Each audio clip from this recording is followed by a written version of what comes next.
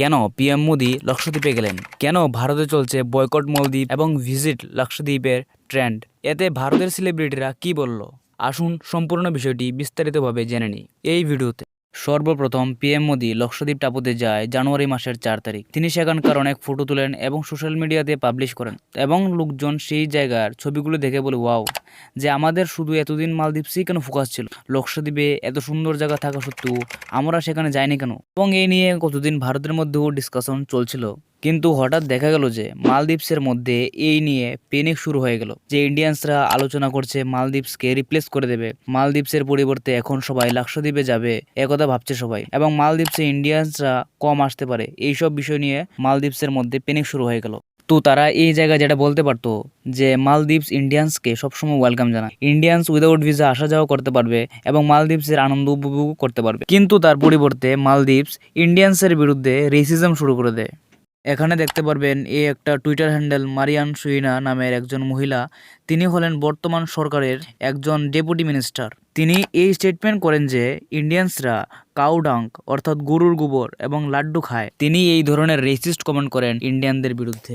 এছাড়া আরও স্টেটমেন্ট আসে মালদ্বীপসের আরও লোকজনদের কাছ থেকে। উদাহরণস্বরূপ দেখতে পারবেন এখানে জাহিদ রামিজ, তিনি বলছেন ইন্ডিয়ানসরা মালদ্বীপসের সাথে কিভাবে টাক্কর নিতে পারবে। তিনি যে কথাগুলো ব্যবহার করছেন তা সত্যিই অবাক, যে ইন্ডিয়ানস লাক্ষদ্বীপকে মালদ্বীপসের মতো কিভাবে রাখতে পারবে। এবং আরও বলেছে যে the permanent smell of the room will be biggest downfall, অর্থাৎ ইন্ডিয়ানসের শরীর থেকে যে দুর্গন্ধ বের হয় সে রুমগুলির মধ্যে পার্মানেন্টলি থাকবে এবং এর ফলে লক্ষদ্বীপের ডাউনফল হবে। তাছাড়া আরও অনেক এই ধরনের রেসিস্ট কমেন্ট করেছে ভারতের উপর, ভারতীয়দের উপর সেখানকার বর্তমান সরকারের মিনিস্ট্রি। তারপর পরিস্থিতি এরকম খারাপ হয়ে যায় যে মালদ্বীপসের ফরমার স্পিকার, প্রাক্তন মন্ত্রী সবাই মালদ্বীপসের বর্তমান সরকারকে বলতে লাগলো যে ভারতের উপর এই ধরনের ল্যাঙ্গুয়েজ ব্যবহার হচ্ছে, এটা অনেকটা খারাপ। সিটিং মিনিস্টারদের কোনো অন্য কান্ট্রির উপর এরকম কমেন্ট করা উচিত নয়, এবং আমরা এমন একটা দেশের বিরুদ্ধে কোনো কথা ছাড়াই যে হিংসা দেখাচ্ছি, যা কিনা বছরের পর বছর আমাদের শুধু দিয়েই গেল এবং সব সংকটের সময় আমাদের যে পাশে এসে দাঁড়িয়েছে। বর্তমান সময়ে মালদ্বীপসে যে সরকার, তাদের পলিটিক্যাল এজেন্ডাই হলো ভারতের বিরুদ্ধে কথা বলা।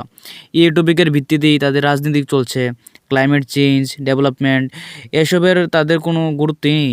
তাদের মুদ্রা কথা হলো ভারতের সাথে হিংসা এবং এর ভিত্তিতে ভোট আদায় করা এবং ইন্ডিয়া আউট ক্যাম্পিং চালানো। কিন্তু তারা এটা বলছে যে ইন্ডিয়ানস যদি অ্যাকশন নিতে শুরু করে না, তাদের ওই 5 লাখের দেশ দাঁড়াতেও পারবে না ইন্ডিয়ানসদের সামনে।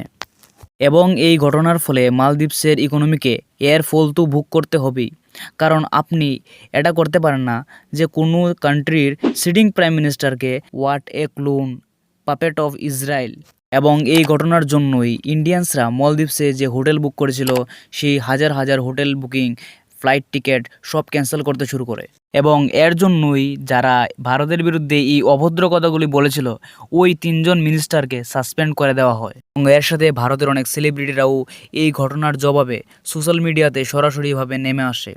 অক্ষয় কুমার বলেন যে আমি অনেকবার মালদ্বীপসে গেছি, কিন্তু ভারতের উপর এই ধরনের রেসিজল কমেন্ট কোনোভাবেই স্বীকার না, ভারতের বিরুদ্ধে এরকম কমেন্ট কোনোভাবেই টলারেট করা যাবে না। তিনি আরও বলেন যে চলুন আমরা ইন্ডিয়ান আইল্যান্ডগুলি এক্সপ্লোর করি এবং আমাদের নিজ দেশে ট্যুরিজমকে সাপোর্ট করি।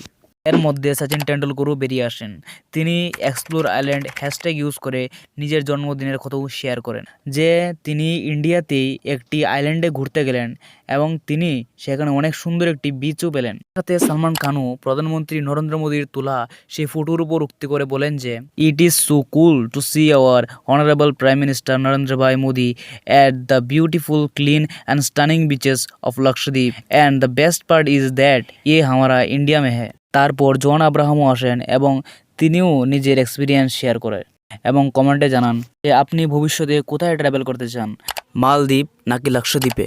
এবং এই ধরনের ঘটনা সম্পর্কে আরও আপডেট রাখতে সাবস্ক্রাইব করুন আমাদের চ্যানেলকে। থাকুন স্টে ইনফর্ম, স্টে আপডেটেড।